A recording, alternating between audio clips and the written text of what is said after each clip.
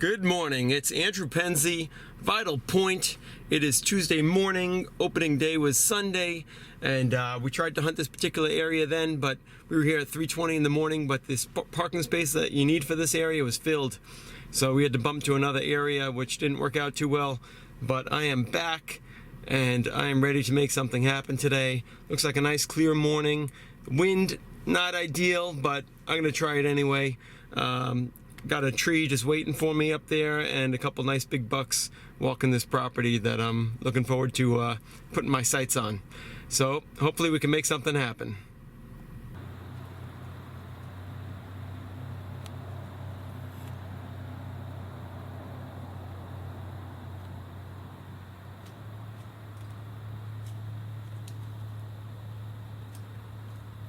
That's the tree right next to me. That's pretty cool.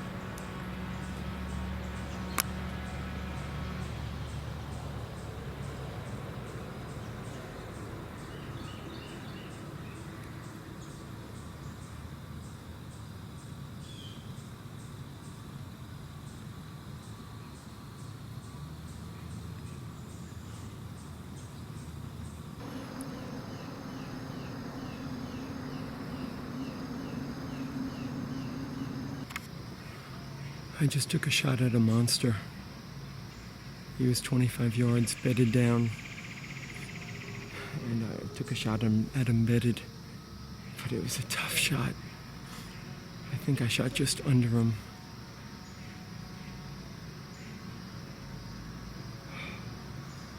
I was in the most awkward position.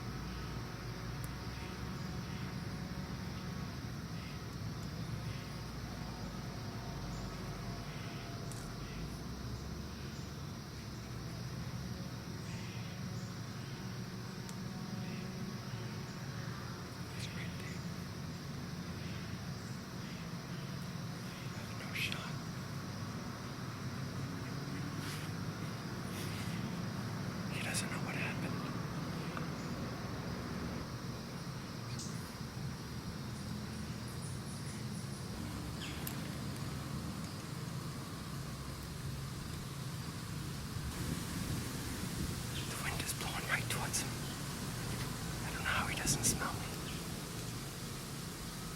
I'm not sure what he's doing. It's very hard to see. I'd show you about this. It just looks like a bush.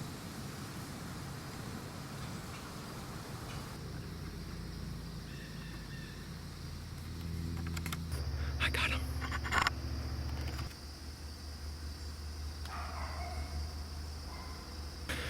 I got him. That first arrow did hit him. And he just went another 15, 20 yards. Was laying down. So I snuck up within like 12 yards of him and just put another arrow in him. And he's right over there. Oh my God. What a crazy day. Crazy day. While he was under my tree, my daughter called me from school that she needed some help with something. To have to answer a phone call while sitting in the tree with the biggest buck ever under you. It's crazy. Oh my goodness. Incredible. I got him, man. Oh, wow. That's, well, my second buck ever. Certainly my biggest. And wow, what a crazy hunt. That was the wackiest thing ever. Oh, he was bedded down. He was really thick stuff all around me. Like 30 yards away, I saw him walking around. I had no shot. I had to take the craziest shot. He was lying down, bedded down. I was sitting on the back of the tree stand, leaning back. It was just ridiculous. I thought I missed him, a clean miss. Turns out I did get gut. But then it looked like he didn't know what happened. He was just hanging around. He walked around like 15 yards or so here or there. So, and then he laid down again. So then I was like, oh, wait a minute, he's acting a little funny. So I stalked on the ground as quiet as I could be, snuck over to him, put a second arrow in, and it's over. And the crazy thing is, my daughter calls me from school while I'm in the tree, while the big buck's right under me. I'm like, what timing to have to take a phone call. So I'm talking quietly with the buck right there. Crazy morning, crazy morning. I walked up in the tree this morning, and there was an owl right next to me. I looked at him and he looked at me. We both said, ah. And I think we were both doing the owl thing, like, what the heck is that? So that was pretty cool. But man, what a day, what a day.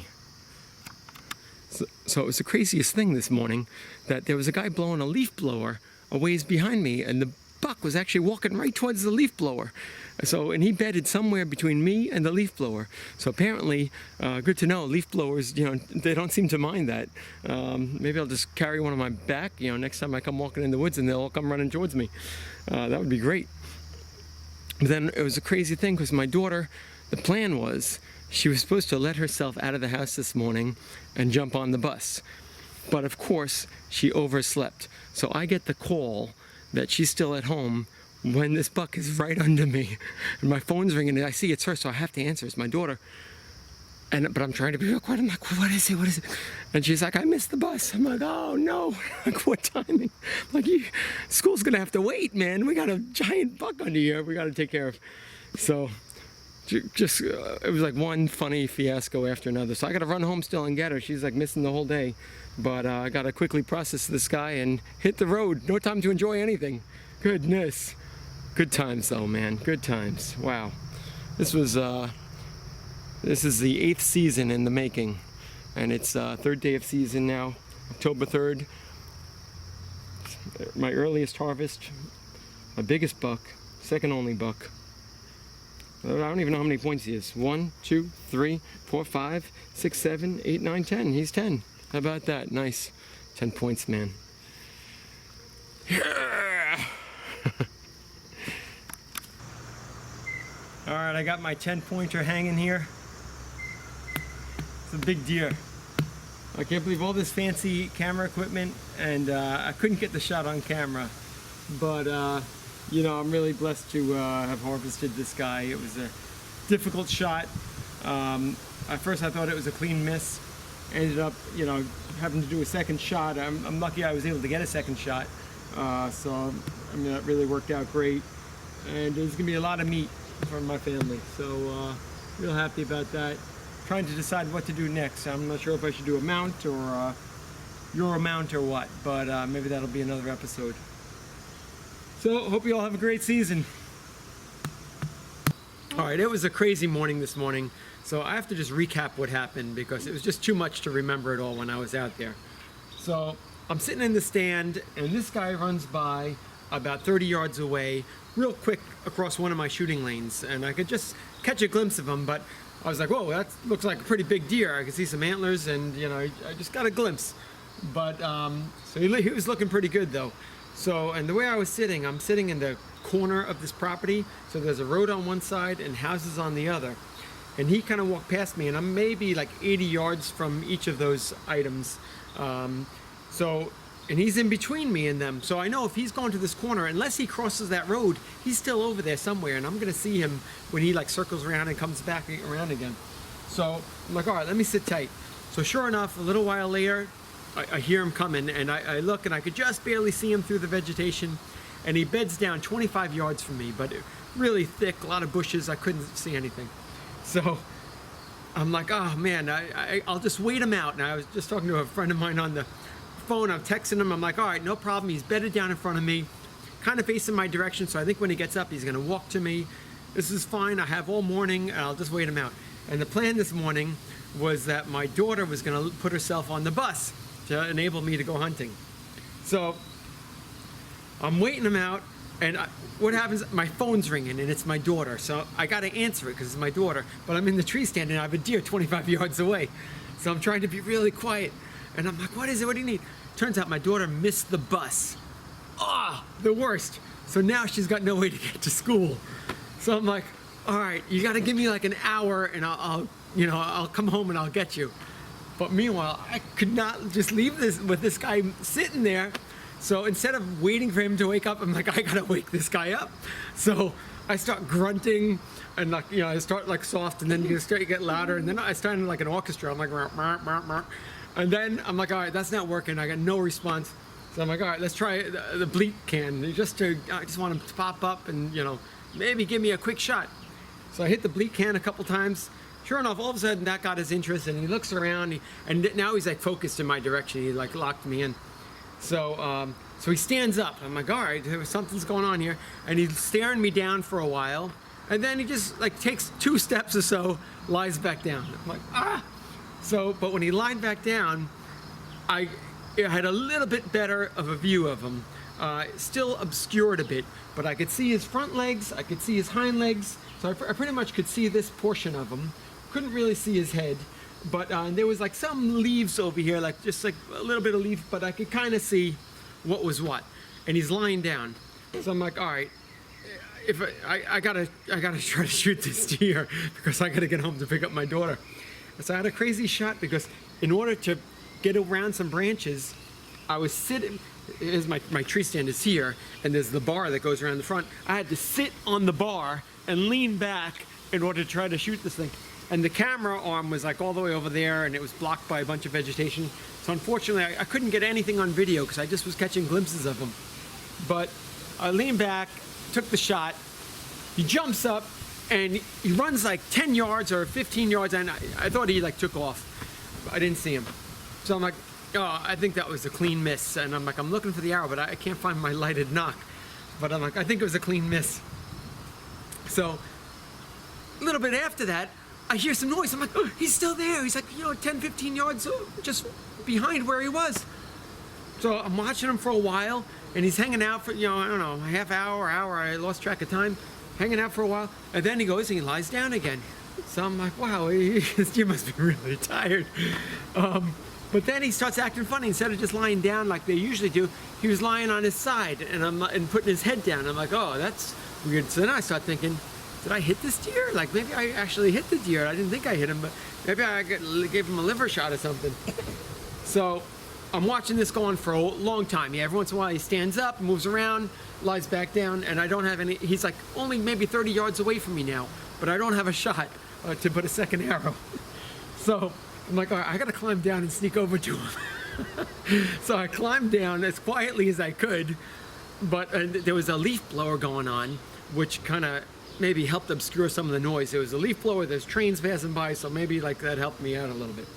So I get down, so I crawl over to this thing on my knees on the ground. I started off on my feet, but then I climbed down to my knees, and I'm picking off like little sticks as I go to try to get close to him. So I get, I don't know, about 12 or 15 yards away, and all of a sudden, like, he realizes something's up. So he goes to stand up, and he falls over again. So then at that point, I know, oh, he's hurting.